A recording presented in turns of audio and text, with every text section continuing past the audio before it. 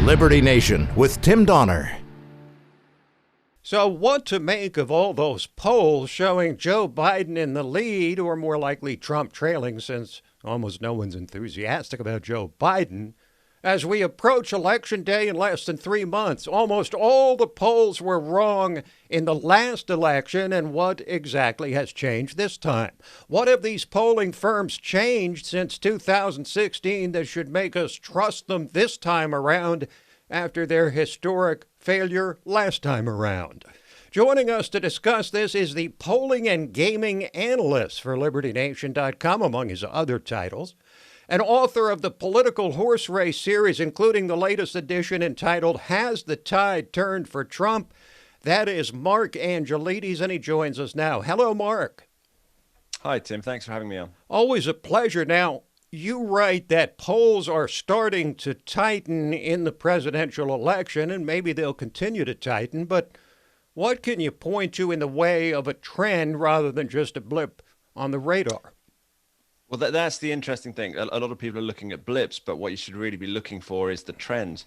And that's what I try and do. So if you look at the averages week on week from all of the polling, literally all of it, then it was around 9.5 to 10.5% leads for Biden back in early July. It's down to around about 6 or 7% for Biden. What we're not seeing anymore is a lot of these 14-point or 15-point leads. So the averages show that there's a definite contraction. The race is getting much closer.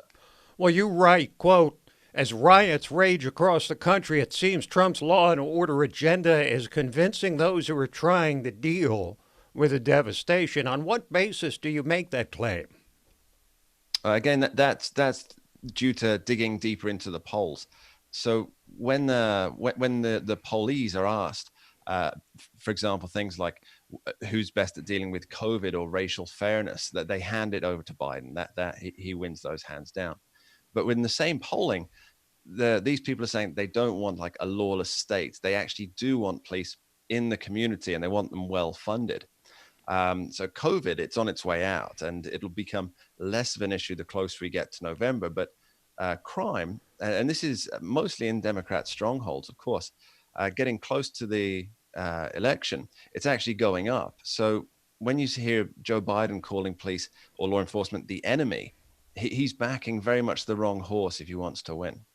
Now, we all know the polls were famously, historically wrong in 2016, that even the pollsters admitted their polling was essentially broken.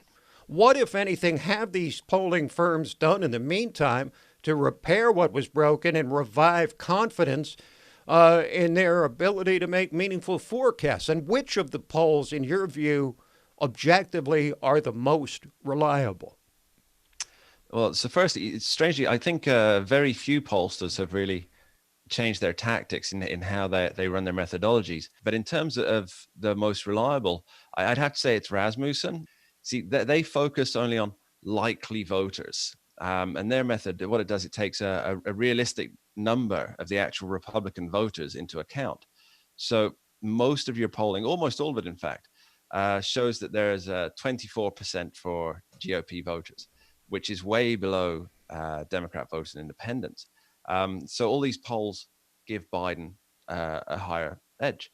But Rasmussen, they actually base their proportions of Republican voters on the 2016 and 2018 exit polls, which showed that there were 33%, both in 2016 and 18. So what you end up with is 9% of voters who just aren't being counted. Now, in trying to broaden the perspectives of the political state of not just the U.S., but the Western world writ large, do you think the last British election, when the left and Jeremy Corbyn were thoroughly repudiated, might serve as some sort of a canary in the coal mine forecaster for the election here, the way Brexit did in 2016? Probably. Yeah. I mean, after the Brexit vote, we had general elections.